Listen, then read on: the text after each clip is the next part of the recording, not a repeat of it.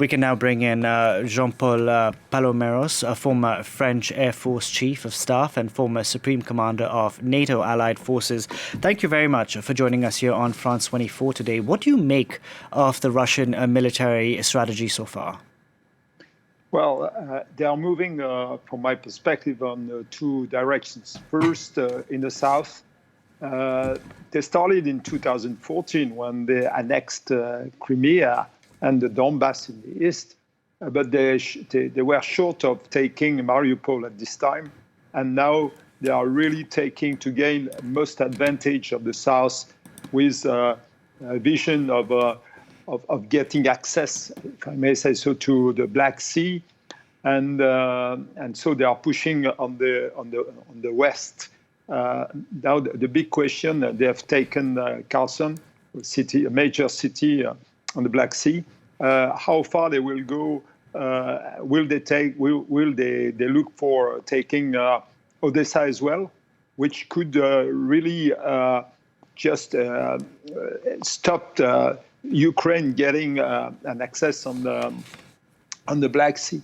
On the north, it's different. It's more about putting a lot of pressure on the political power, on Ukrainian political power in Kharkov, but and in Kiev as well. So they have the time for them. They can wait, and we'll see what happens. But the most important today is really what is happening in the south, because everything which was taken will be theirs. I cannot see anybody taking back those landscape afterwards, in the aftermath of this conflict.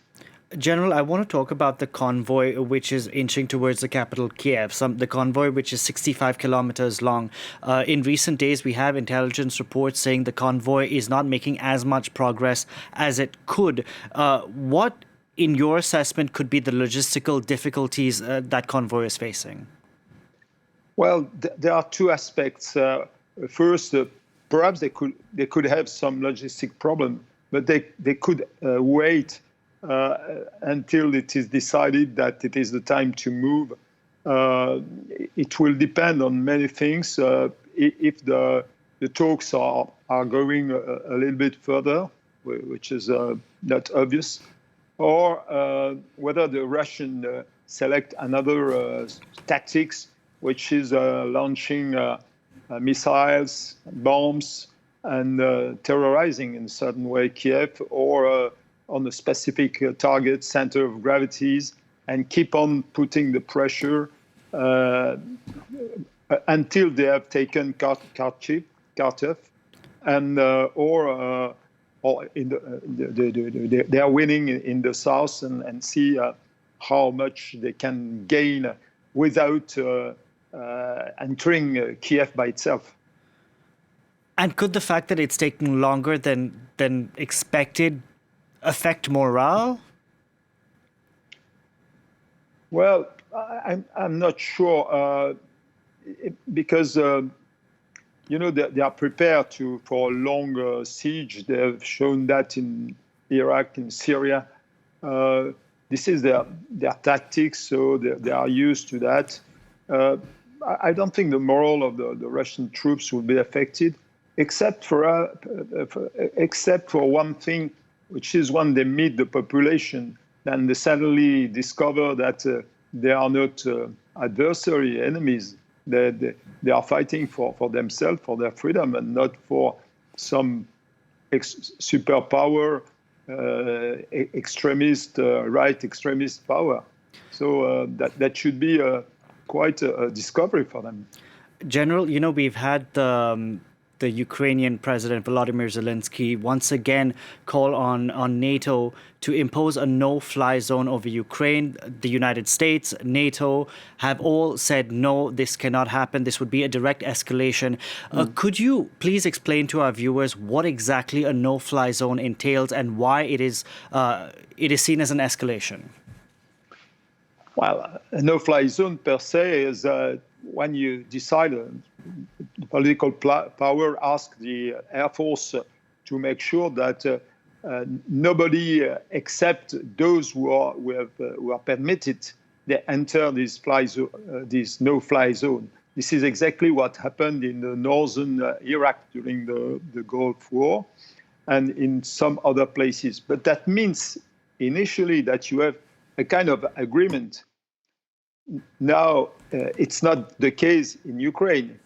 If some national forces, France or Air Force from French or NATO all together come in and to enforce what they will call the no-fly zone, in fact, it will be an air war against the Russian Air Force.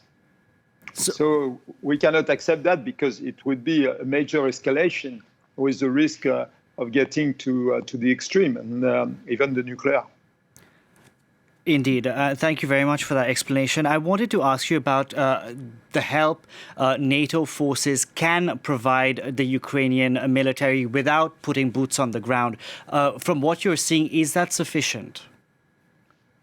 Well, the major help comes from the NATO nations themselves providing weapons. And this is a tough process because delivering weapons at the right place to the good people, the right people, it's not easy by any standard. But NATO has done major work in the preparation of forming, instructing officers, Ukrainian officers, and getting them, helping them to reach kind of NATO standards to be able to do what they do today, by the way. And this is a success in my perspective when you see the resistance of Ukrainian forces. I'm sure that the Russian and Mr. Putin are very surprised with this heavy resistance, notwithstanding the Ukrainian people by themselves. You mentioned the element of surprise, and since this Russian invasion began, everyone's been trying to get inside Vladimir Putin's head. Vladimir Putin, who was a former KGB agent. What do you think the Russians have up their sleeve? Well, that's a tough question. I mean, the door has been open for talks and for very high-level strategic talks about the future of security in Europe, and opening the door for a redefinition of that, which would be wise in my perspective. This is how we will terminate this conflict, is taking that forward and looking for a better peaceful arrangements. But they have refused that. And what is the final aim? Will they stop getting some key strategic places, as we discussed about the South and the opening on the Black Sea? Or will they go until the Ukrainian forces are really ruined, until they have removed the power, which could take time? So this is the big question, $1,000 question. General Palomeros, thank you very much for joining us on the program today. Thank you.